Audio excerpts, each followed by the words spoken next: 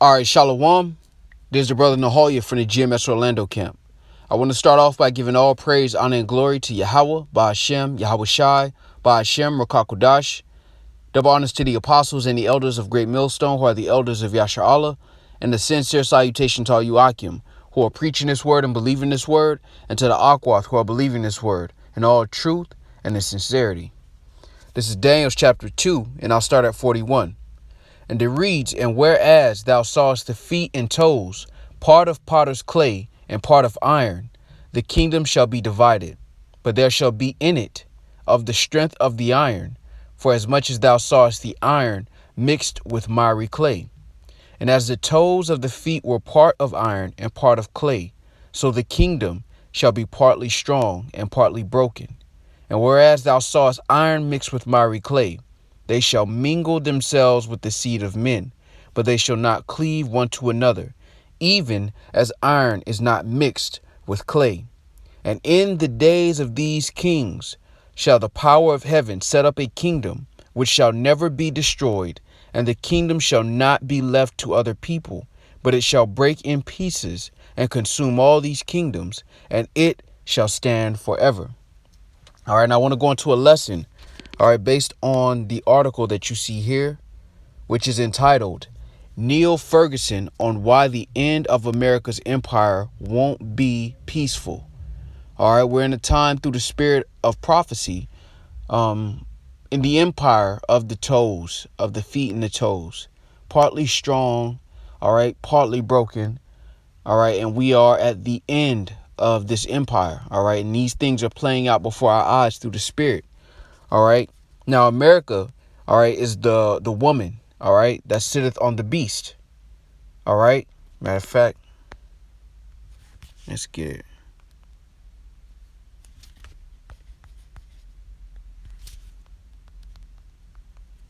All right. So this is Revelation chapter 17 and verse 3. "So he carried me away in the spirit into the wilderness, and I saw a woman sit upon a scarlet-colored beast, full of names of blasphemy, having 7 heads and 10 horns." All right.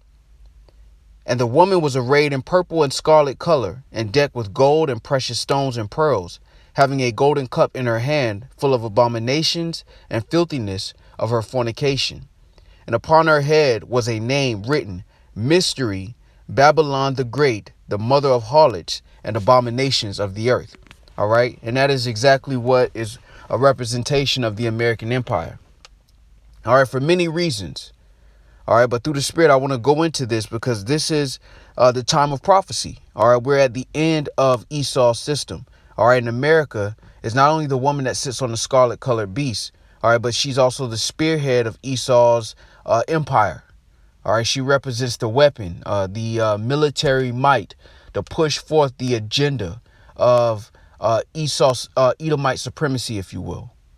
All right, and we're coming to a place where this system is about to go, according to prophecy, into war and economic collapse. All right, now let's go into this article. All right, it says,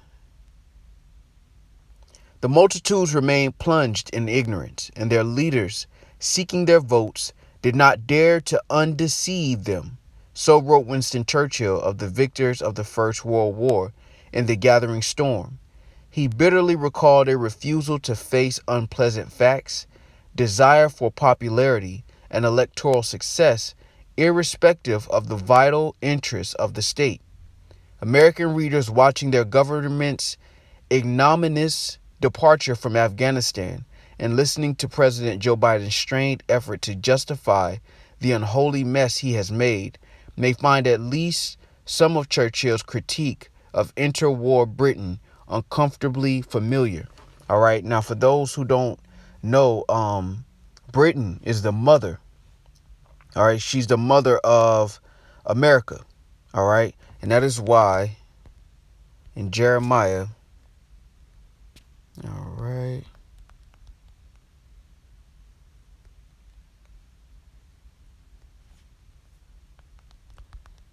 let me go in and see if I can find it here.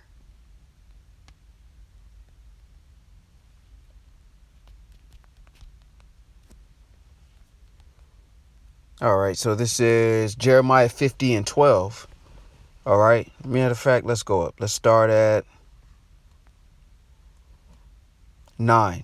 All right, Jeremiah 50 and 9 reads, "For lo, I will raise and cause to come up against Babylon an assembly of great nations from the north country, and they shall set themselves in array against her. From thence shall she be taken. Their arrows shall be as of a mighty expert man. None shall return in vain. And Chaldea shall be a spoil, and all that spoil her shall be satisfied, saith Yahweh Shemel Shai. Because ye were glad, because ye rejoiced, O ye destroyers of mine heritage, because ye are grown fat as the heifer at grass, and bellow as bulls. Your mother shall be sore confounded. She that bare you shall be ashamed. Behold, the hindermost of the nations shall be a wilderness, a dry land, and a desert." All right, and that represents America. America is going to be a wilderness and a dry land and a desert when the Lord is done with it. All right, but before then, these things are going to play out. All right, and all these other nations are eventually going to come against Babylon the Great. Now we can see the stage being set, and it's beautiful how the Lord has done this. All right, for those are who are aware of history concerning America and how it became the top nation on the planet. World War II made America a lot of money through selling weapons to the Allies, all right, and some may even say the Axis as well. Through the gold standard, America was enriched, all right, being placed at the world reserve currency, all right, and then eventually the petrodollar. They became successful. They, in essence, became a monopoly or a hegemony, if you will, and you can look that word up. Now, the Lord has set this up beautifully because that same position is now going to put them in a place of derision, because they're not going to give up that seat of power very easily. And this is why this historian is predicting that the empire of America is not going to fall peacefully. But before that was a statement made by these historians, it was made by Yahweh Shemel Shai. All right, and that's why the Lord says this. All right, this is Isaiah chapter 46 and verse 10. And I'll start at 9. "Remember the former things of old, for I am power and there is none else. I am Yahweh Shemel Shai, and there is none like me, declaring the end from the beginning, and from ancient times the things that are not yet done, saying, my counsel shall stand, and I will do all my pleasure." All right, and a part of the Lord's pleasure is to make an example out of Esau's rulership. Now, Esau's rulership has been described as the beast, all right? The woman that sits on the scarlet colored beast and the beast itself. This all represents that kingdom, all right? That last kingdom, that toes and feet of the statue of Nebuchadnezzar. Now, she has lived deliciously, and she has sown in the earth wickedness. All right. And the Lord is about to, through prophecy, allow her to reap what she's done, double unto her, as the scriptures say. All right. And this is only the beginning of sorrows, as the scriptures describes it. All right. So when we continue now, I made a statement that Britain or the British, all right, is the mother of Babylon the Great, which is America. All right. And for those who don't know, all right, to keep it brief, all right, America came out of Britain. All right, just to keep it simple. All right, now when you go into verse 12 again, it says, "Your mother shall be sore confounded. She that bare you shall be ashamed. Behold, the hindermost of the nation shall be a wilderness, a dry land, and a desert." Because eventually even Britain will turn on Babylon the Great. All right. Now, going into this individual, this historian, all right, as he is called, compares the fall of Britain to the fall of Babylon the Great, all right, which is America, and its current state of decline. All right, now, for those who aren't aware of history as well, all right, now a lot of these things you're going to have to look up in great detail on your own time through the Spirit. But Britain had a very short run, all right, but there was a saying that the sun never set on the British Empire. But that was a very short space, all right? Matter of fact, prophecy talks about that, all right?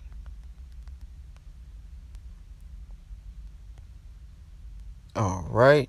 This is Revelation 17, and I will start at 10. All right, I'll start at 9. And it reads, "And here is the mind which hath wisdom. The 7 heads are 7 mountains on which the woman sitteth. And there are 7 kings, 5 are fallen, and 1 is, and the other is not yet come. And when he cometh, he must continue a short space. And the beast that was and is not, even he is the 8th, and is of the 7, and goeth into perdition." All right. Now the beast that was and is not, even he is the 8th, that is America. All right. And is of the 7. The 7 is the representation of Britain. All right. And goeth into perdition. All right. Now the continual a short space represents that short space where the British had their reign, if you will. All right. As a matter of fact, let's see.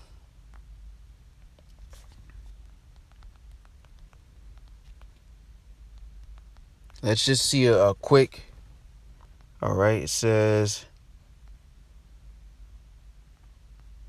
the British Empire. How long did it last? It says others say the start date should be the 1490s, while others date the early 1600s. The end of the empire came in the years after World War II. So let's see if they have a general answer.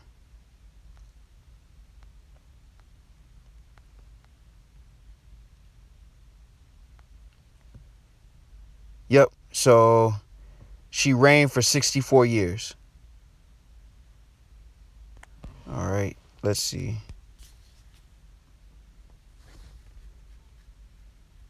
All right. So for over a century. All right. So it says at the height, it was the largest empire in history, and for over a century was the foremost global power.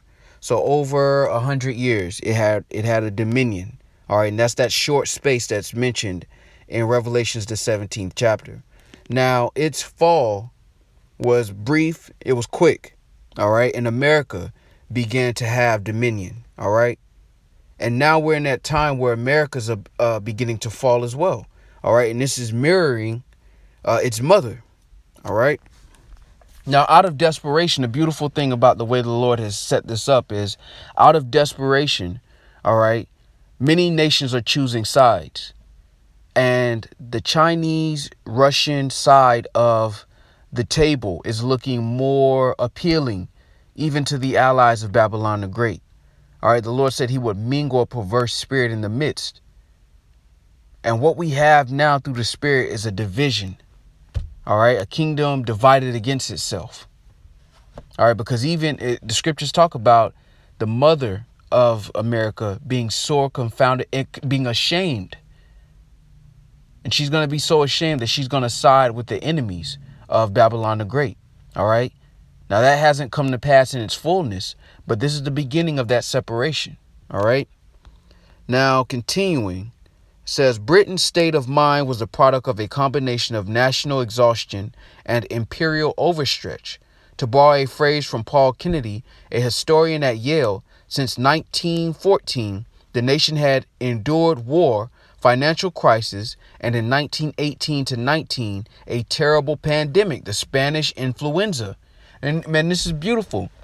All right, now you got to keep in mind the British Empire, again, is the mother of Babylon the Great. And this is how the Lord allowed the mother to fall. All right. Again, a historian at Yale, since 1914, the nation had endured war, financial crisis, and in 1918 to 19, a terrible pandemic, the Spanish influenza. The economic landscape was overshadowed by a mountain of debt, though the country remained the issuer of the dominant global currency. It was no longer unrivaled in that role. A highly unequal society inspired politicians on the left to demand redistribution, if not outright socialism. A significant proportion of the intelligentsia went further, embracing communism or fascism. Meanwhile, so this shows you that with the British Empire, they were divided before they fell. All right, and this really all mirrors the Roman Empire. because these similar situations happen with the Roman Empire. And this is a reoccurring theme with Edomite empires. All right, and we're at the final stage, the last leg of the Roman Empire. All right, so continuing, it says, meanwhile, the established political class preferred to ignore a deteriorating international situation. Britain's global dominance was menaced in Europe, in Asia, and in the Middle East. The system of collective security based on the League of Nations, which had been established in 1920 as part of the post-war peace settlement, was crumbling, leaving only the possibility of alliances to supplement thinly spread imperial resources. The result was a disastrous failure to acknowledge the scale of the totalitarian threat and to amass the means to deter the dictators.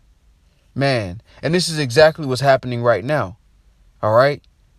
You have Babylon the Great, which is America, spread thin, strained relationships with allies, which goes into Revelations, the 17th chapter, since we're here.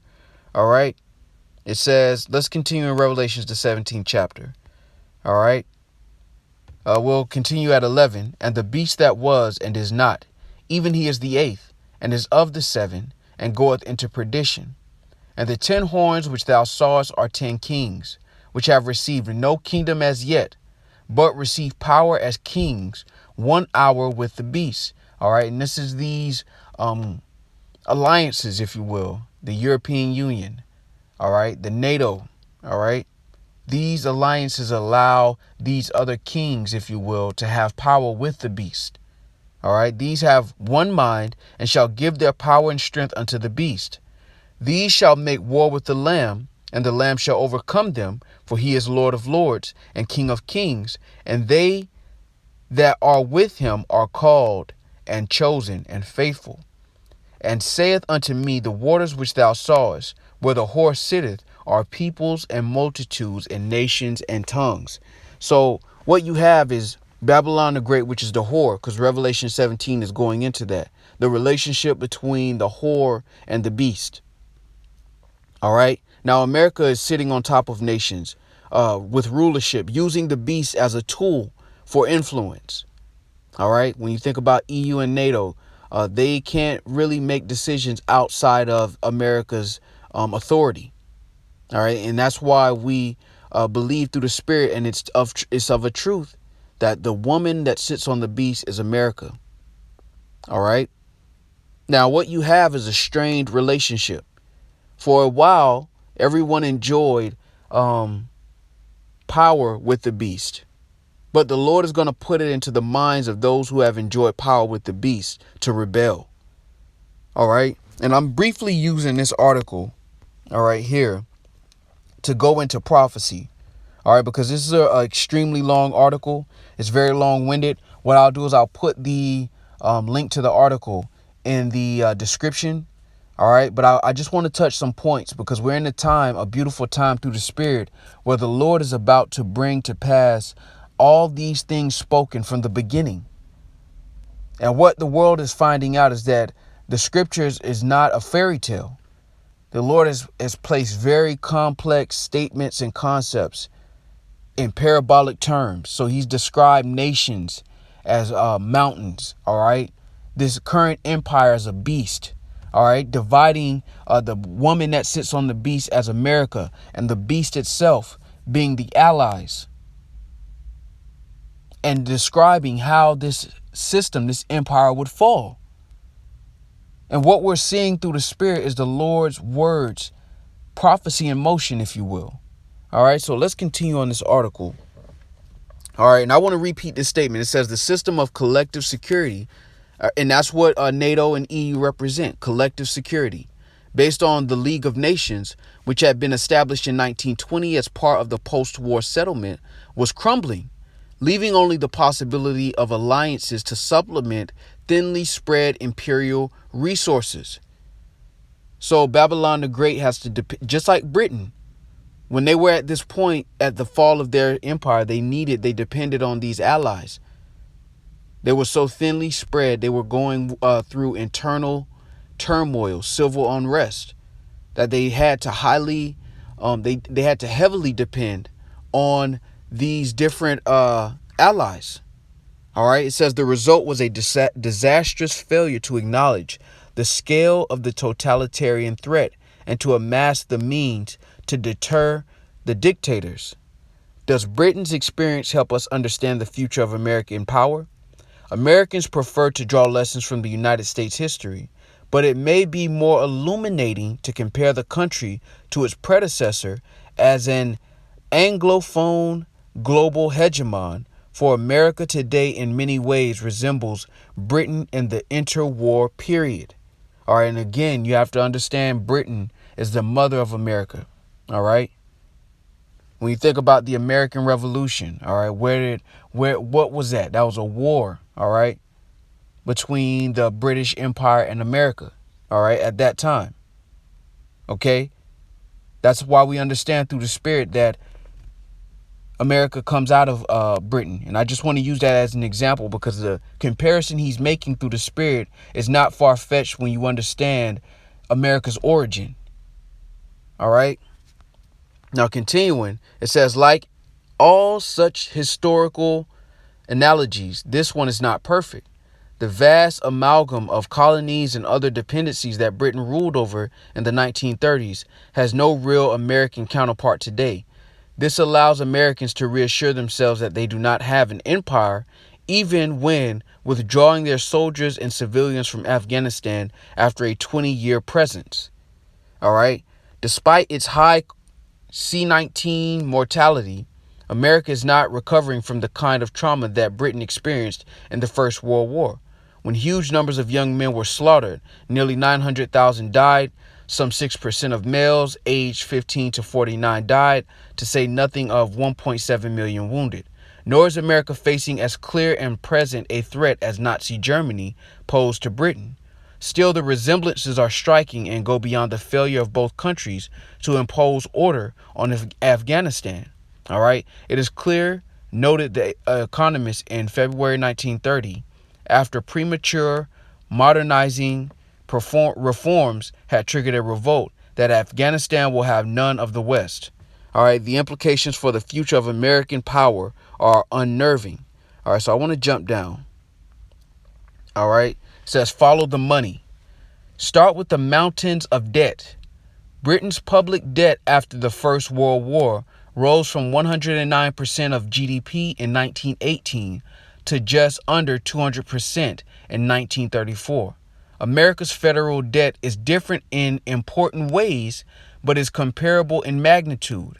It will reach nearly 110% of GDP this year, even higher than its previous peak in the immediate aftermath of the Second World War.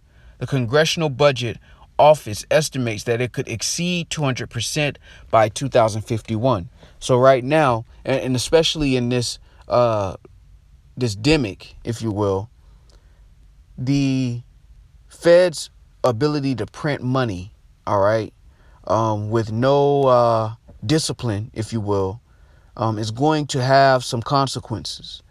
All right.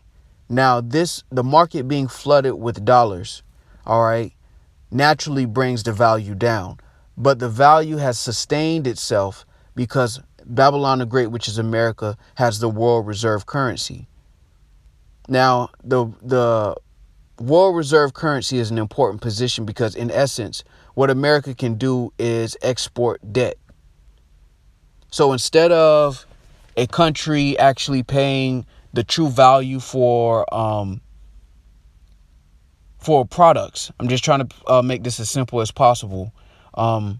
Because the petrodollar is established, what happens is countries have to use the dollar to receive oil. So what some countries will do is, instead of exchanging their currency, they'll trade products. This is why you have many cars that come into Babylon the Great, and a lot of them just sit on lots because people can't afford cars. What'll happen is they'll give the cars to America for pennies on the dollar, and America will buy them with American dollars, and that country will use those American dollars for the oil. This type of system has allowed the American system to sustain itself, to stay where it is, even though it's in high debt. Now that system is being strained. And this is why you have countries like China and Russia trying to get around that agreement, because they understand, obviously, that that agreement is unfair for everybody involved except America. All right. And that's as simple as I can put it through the spirit. This is why, even though this country is heavily laden with thick clay, as it says in Habakkuk, they're still able to stand and not lose quality of life. All right. Now, let's go to Habakkuk, the 2nd chapter, because it speaks to this. All right. Habakkuk 2:3 reads, "For the vision is yet for an appointed time, but at the end it shall speak and not lie. Though it tarry, wait for it, because it will surely come, it will not tarry. Behold, his soul, which is lifted up, is not upright in him, but the just shall live by his faith." All right, now, the soul that is lifted up and not upright is the soul or spirit of Esau Edom, the so-called white man. Now, you have to understand Esau's rulership has been divided into these different sections. All right, the three unclean spirits. All right, when you think about the financial sector, the religious sector, and the military sector. All right, so you have Esau's rulership spread out throughout the planet. All right, the earth is given into the hand of the wicked. America represents that military might of Esau's rulership. All right, London is a representation of the economic power. All right, and the Vatican, or the Roman Catholic Church, if you will, represents that false prophet. All right, these three sectors is how Esau Edom, the so-called white man, is able to control the planet. All right, dealing with the military side specifically, America's ability to have a great military is dependent on its ability to be financially on a level above all the other nations. That gives them the power to spend so much money on the military. But it's also laden with thick clay. All right. And we're going to read about that in Habakkuk, the 2nd chapter. All right. Verse 5 reads, "Yea, also, because he transgresseth by wine, he is a proud man, neither keepeth at home, who enlargeth his desire as hell, and is as death, and cannot be satisfied, but gathereth unto him all nations, and heapeth unto him all people." All right, and this is why we understand that this is not, Esau is not the Arabs. All right, because when you look at how the Arabs have moved as a nation of people, if you will, all right, they haven't had military bases in every other nation. They haven't had the same desire for conquest, if you will.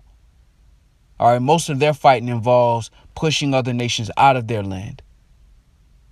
While Esau, beginning with America, all right, the Edomite Empire, beginning with America, has been on a continuous reign of conquest with military bases all across the planet, over 700 military bases. All right, I don't know the exact number. All right, but that's not normal. And that is a representation of power when you understand how empires are ran and maintained. In the ancient world, those would be known as garrisons. All right. Now, continuing, verse 6 reads, "Shall not all these take up a parable against him, and a taunting proverb against him, and say, Woe to him that increaseth that which is not his? How long? And to him that ladeth himself with thick clay." Now, when we go into thick clay, all right, the word for thick clay, I believe it's abatyat, but let me get the exact word for it. All right.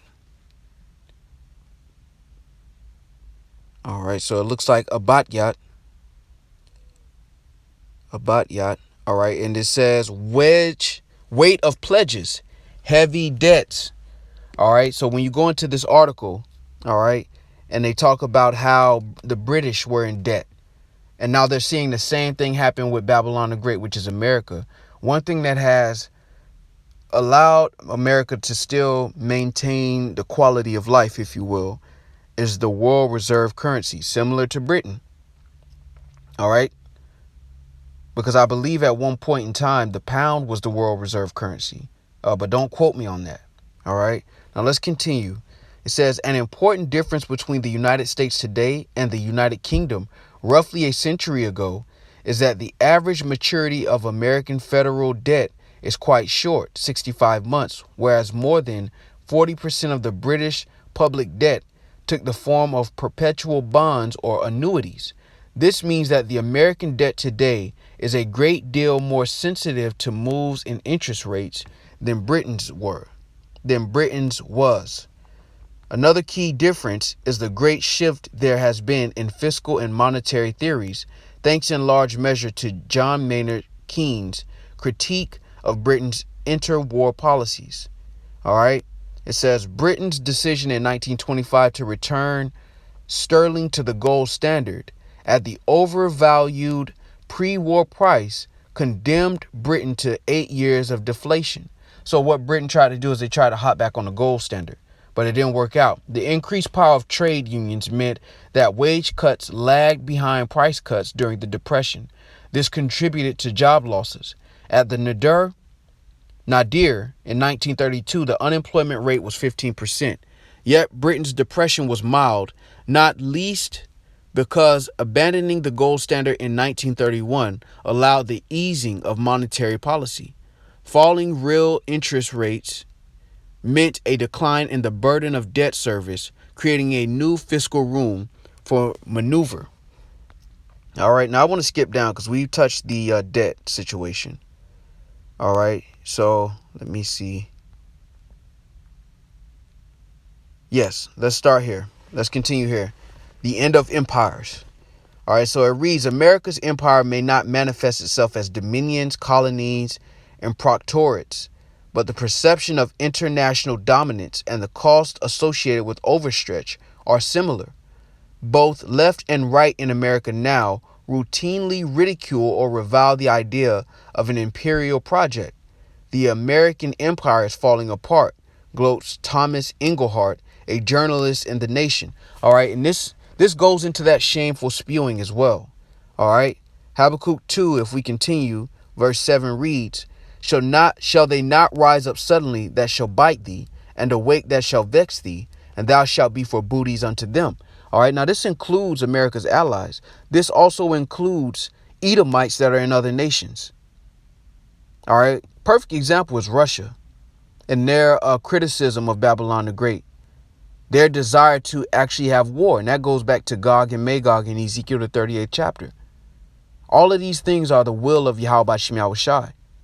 All right, so let's go back to this. It says on the right, the economist Tyler Cowen sardonically imagines what the fall of the American empire could look like. At the same time as Cornel West, the progressive African-American philosopher, sees Black Lives Matter and the fight against U.S. empire as one and the same. Two pro-Trump Republicans, Ryan James Gerdesky and Harlan Hill, call the pandemic the latest example of how the American empire has no clothes. And what does that remind you of? Matter of fact, since we're still in Habakkuk, let's go to Jeremiah 49. We're going to jump down to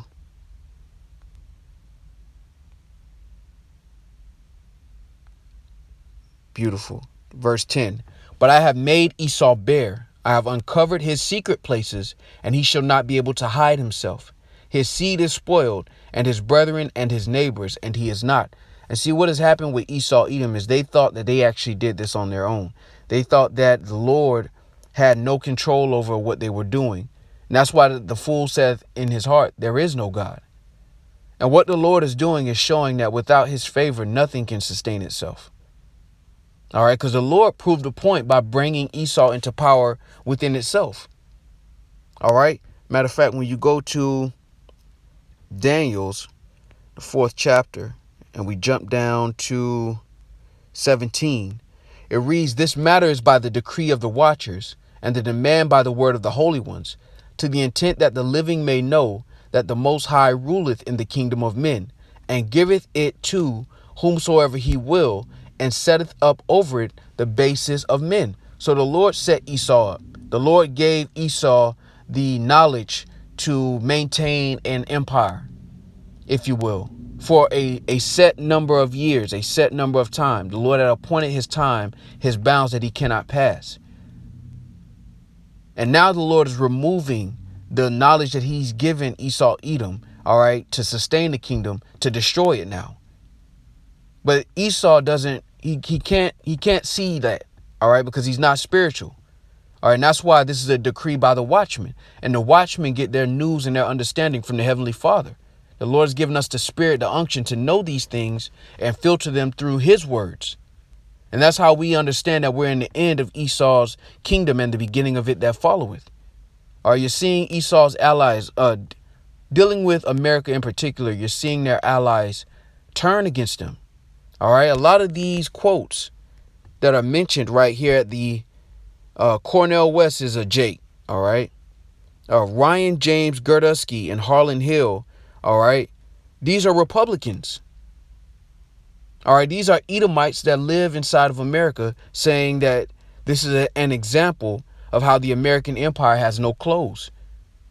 So even Esau's tongue is against himself, and that goes in the scripture. All right? As a matter of fact, let's go to it really quick. We're going to grab Psalm 64. And I'll jump down to verse 8. And it reads, "So they shall make their own tongue to fall upon themselves. All that see them shall flee away." And that's what you're going to have. The allies of America are going to flee away. They're going to go to greener pastures, if you will. They're going to start to make more deals with China and Russia as they see the rise of influence coming from these Moabites in China, all right, and these Edomites, all right, in Russia. And this is why war is going to break out. You have to understand that without the dollar being being looked at or being in the position of the world reserve currency, the state of the quality of American life is going to fall dramatically. And this is why war is inevitable. All right, really, in the grand scheme of things, it's unavoidable.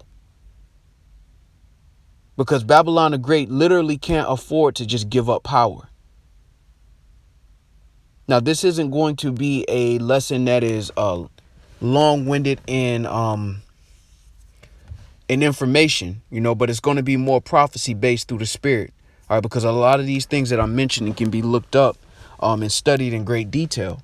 All right, but through the Spirit, I just wanted to give a general explanation of why certain things are happening in the earth through the Spirit. All right. Babylon, America has been on top for so long that they don't know what it feels like to be on the bottom. And they're going to fight to avoid it. And this is ultimately the spirit of Yahweh Bashim Yahushai stirring up the minds of the kings. All right. Proverbs 21:1 reads, "The king's heart is in the hand of the Lord. As the rivers of water, he turneth it whithersoever he will." And the Lord's about to turn the spirits, not only of the leaders of Babylon, but the leaders of their allies and their enemies to bring about the third world's woe. All right. Now, we've seen the shameful spewing on the glory of Babylon the Great by other Edomites. All right. Ryan James Girdusky and Harlan Hill. All right. Now, continuing, it says, "The right still defends the traditional account of the Republic's founding as a rejection of British colonial rule against the woke left's attempts to recast American history as primarily a tale of slavery and then segregation. But few on either side of the political spectrum pine for the era of global hegemony that began in the 1940s. All right, and that's the Lord. All right, a kingdom divided against itself cannot stand. And this is the Lord stirring that perverse spirit here, man. All right. Now let's get Yahushai's words. All right. This is Matthew 12:25.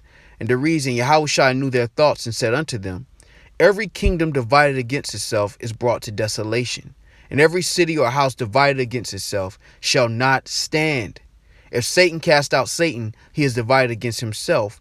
How shall then his kingdom stand?" And this is the time that we're in. All right. What they're describing right here is the fall of Babylon. And instead of Babylon realizing that they're falling, they're too busy fighting each other. And that's the spirit of the Lord ultimately. All right. When you go into Isaiah the 19th chapter, the Lord said this. All right. Isaiah 19 and 2. And it reads, "And I will set the Egyptians against the Egyptians, and they shall fight every one against his brother, and every one against his neighbor, city against city, and kingdom against kingdom. And the spirit of Egypt shall fail in the midst thereof, and I will destroy the counsel thereof. And they shall seek to the idols, and to the charmers, and to them that have familiar spirits, and to the wizards." All right. And a part of those wizards and those familiar spirits and charmers are these politicians. All right. And they're looking at these guys for answers. But the Lord is stirring this perverse spirit, and he's causing their counsel to be destroyed. All right. And how do we know this is talking about a different Egypt? All right, because the scriptures describe a different place in Revelations, the 11th chapter, that is also called, all right, spiritual Edom and Sodom, spiritual Egypt and Sodom, excuse me. Revelation 11 and 8, "And their dead bodies shall lie in the street of the great city, which spiritually is called Sodom and Egypt, where also our Lord was crucified." And that is Babylon the Great. All right, that is America. It is spiritually known as Sodom for obvious reasons, and it's spiritually known as Egypt because Egypt was synonymous with bondage for us as the nation of Israel. When you understand the scriptures are an Israelite perspective. All right. So when we talk about places being spiritual Egypt and Sodom, all right, beginning with Yahweh Shem Yahushai, it's ultimately the Lord's perspective. All right. But it's our perspective as a nation of people when it concerns the other nations and how we look at the world through the spirit of Yahweh Shem Yahushai. So this place is known as spiritual Sodom and Egypt because for us, Egypt represented bondage. All right. As a matter of fact, for edification's sake, let's get Exodus 20 and 2. And it reads, "I am the Lord thy power, which have brought thee out of the land of Egypt, out of the house of bondage." All right, so Egypt is synonymous with bondage. And this is how we understand that this is the spiritual Sodom and Egypt. All right, now getting back to the article at hand.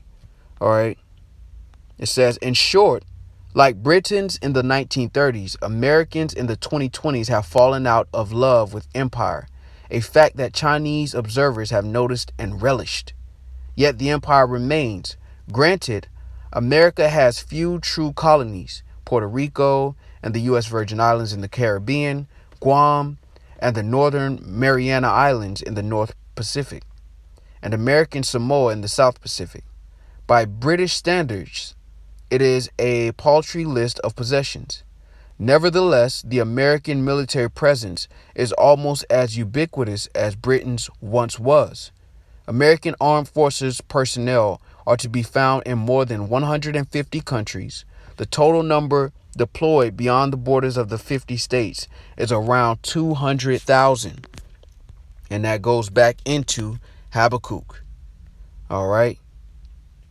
Because again, Habakkuk 2 and 5 reads, "Yea, also because he transgresseth by wine, he is a proud man, neither keepeth at home, who enlargeth his desire as hell, and is as death, and cannot be satisfied, but gathereth unto him all nations, and heapeth unto him all people."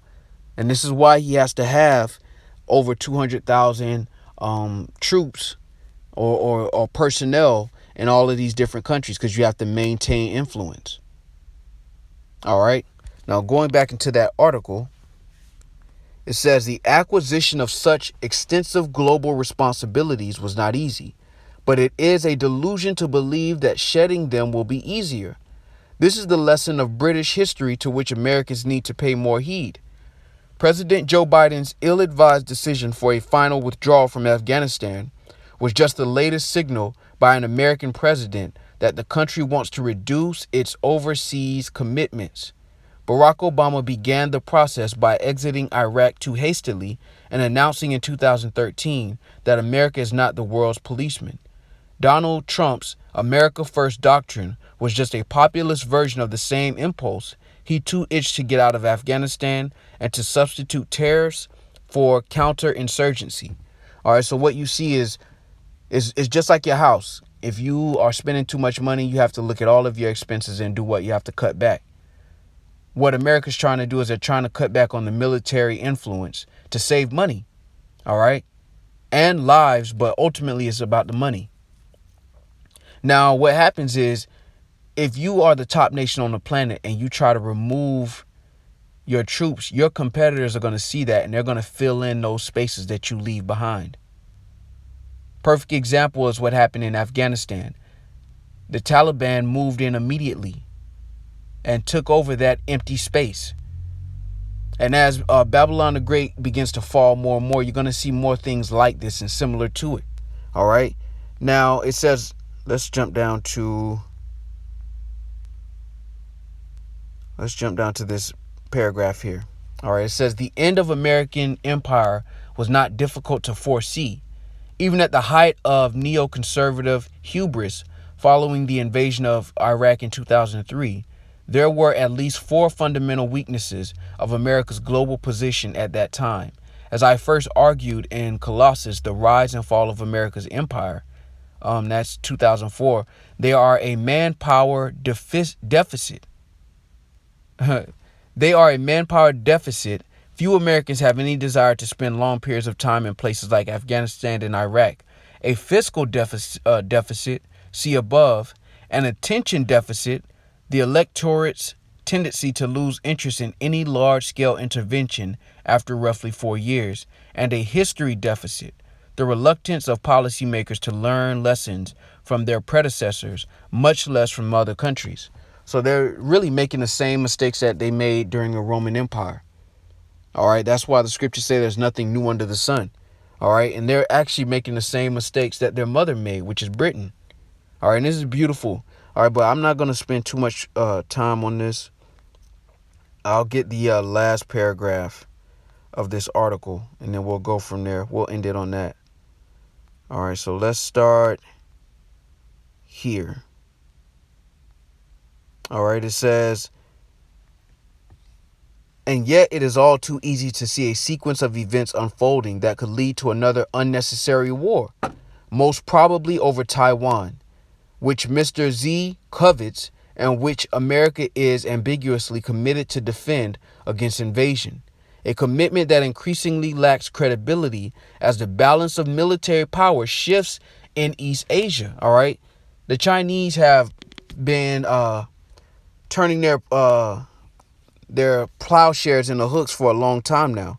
They've used the money that they've received through everything being made in China, all right, to build up their weapons. All right, and this is why the scriptures talk about this in Joel, the 3rd chapter. Let's go to verse 9. And it reads, proclaim ye this among the Gentiles, prepare war. Wake up the mighty men, let all the men of war draw near, let them come up. Beat your plowshares into swords, and your pruning hooks into spears. Let the weak say, I am strong. And that's exactly what you have. The Moabites have mirrored the image of the beast. All right. When you look at what Asia has done, they have used the same policies as Babylon the Great to become a superpower in the world, if you will.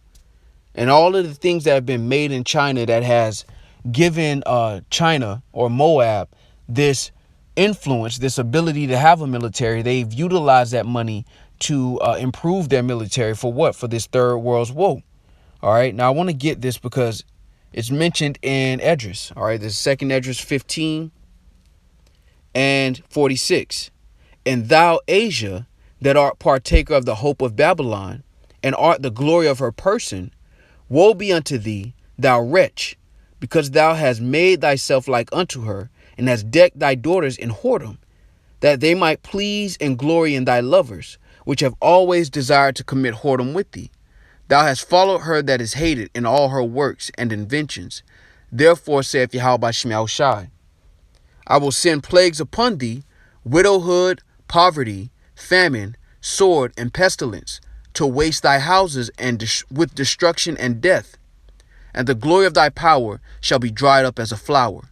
The heat shall arise that is sent over thee. Thou shalt be weakened as a poor woman with stripes, and as one chastised with wounds. so that the mighty and lovers shall not be able to receive thee. All right, so you see China, which are the Moabites, trying to imitate the image of the beast, which is Esau Edom's rulership. That's why they wear suits and have skyscrapers and markets that are similar to the West. All right. And now they're investing in their military. They're basically copying the same blueprint of Babylon the Great. All right. And the Lord is saying the Lord said that they would do this. But the Lord is also saying that their enterprise will not succeed as well. All right. Now, continuing, it says, most probably over Taiwan. All right. And if you understand, Taiwan is it was originally a part of China's territories, but it was annexed, and now it lives as an independent state of China. It's not related to China in word. All right. The customs, the culture is still similar. But America protects it from being taken over by China. But in China's eyes, it's rightfully China's. It was originally a part of the Chinese empire, if you will. All right, so this place, Taiwan, is a point of contention, and you can look up this information as well in more detail.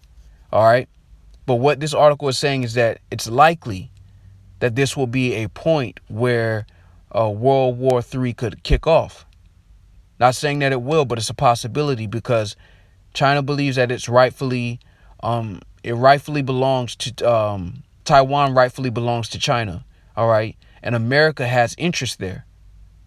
All right, they have interest. They benefit from Taiwan not being a part of China.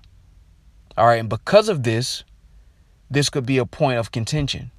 All right, it says committed to defend against an invasion. A commitment that increasingly lacks credibility as the balance of military power shifts in East Asia.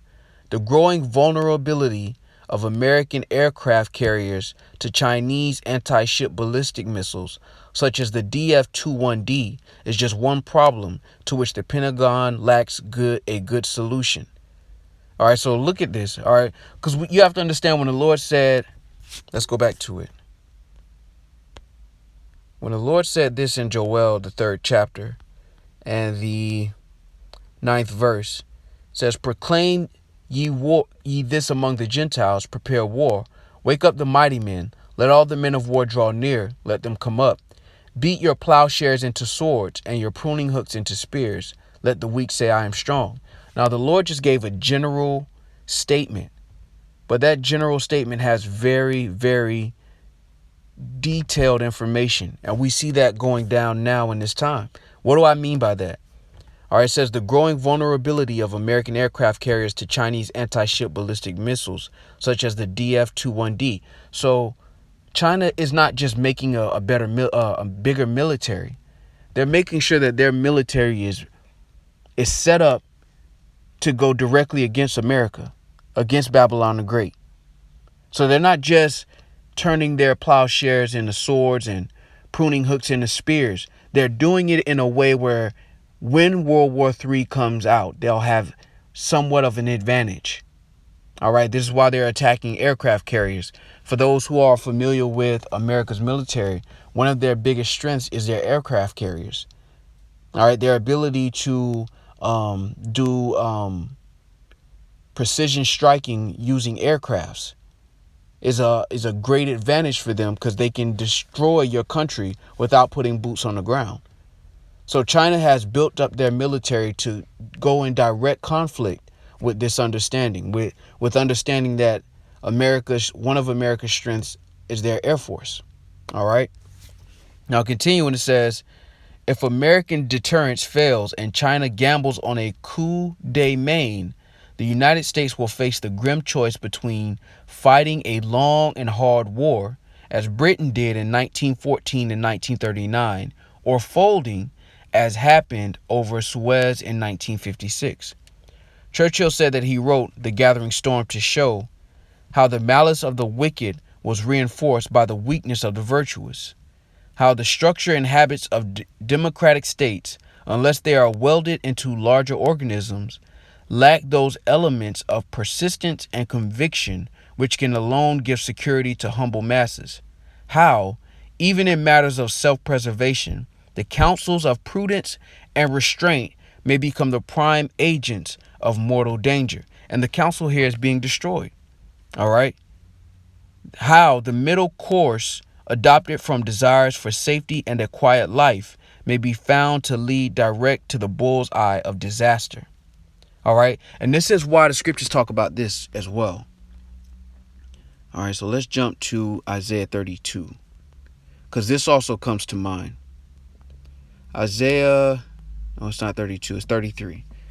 Isaiah 33 and 1 reads, Woe to thee that spoilest, and thou was not spoiled, and dealest treacherously, and they dealt not treacherously with thee. When thou shalt cease to spoil, thou shalt be spoiled.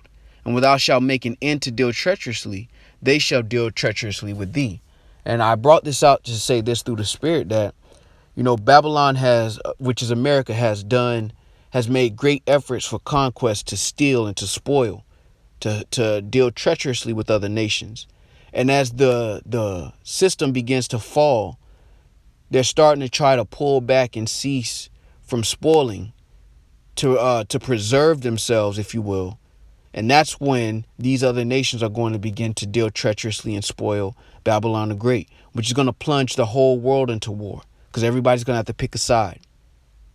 All right, and this is the time that we're coming into. And it's very beautiful through the Spirit and power of Yahweh Shem Yahushai that this article deals with the comparison of Britain, which is the mother of America, and its fall to the fall that we see now.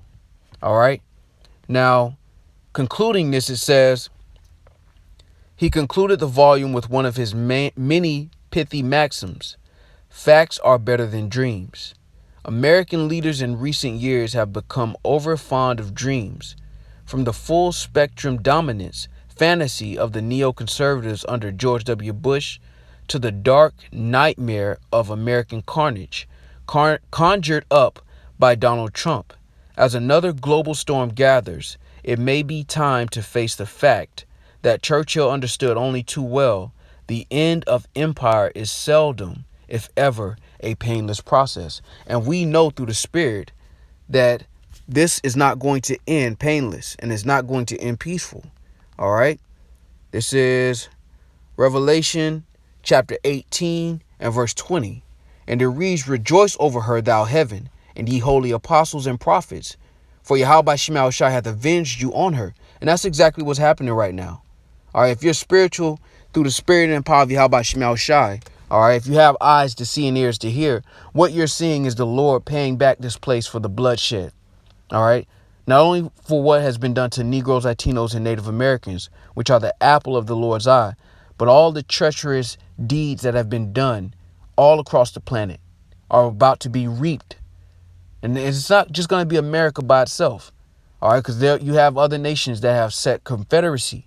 All right. Moab is an example. Even though they're going to go against each other in this war, they are still allies. They were in confederacy against us. All right. And for that reason, we rejoice at what's happening right now through the Spirit and power of Yahweh Shem Yahushai. All right. Because the scriptures say, all right, miserable are the cities where we were made to serve, man. All right. As a matter of fact, let me get that. This says Baruch chapter 4. All right. And let me jump down to 20. No, I'm going to jump down to 30. And it reads, Take a good heart, O Jerusalem. All right. And Jerusalem is a people before it's a place. For he that gave thee that name will comfort thee. Miserable are they that afflicted thee, and rejoiced at thy fall. Miserable are the cities which thy children served. Miserable is she that received thy sons.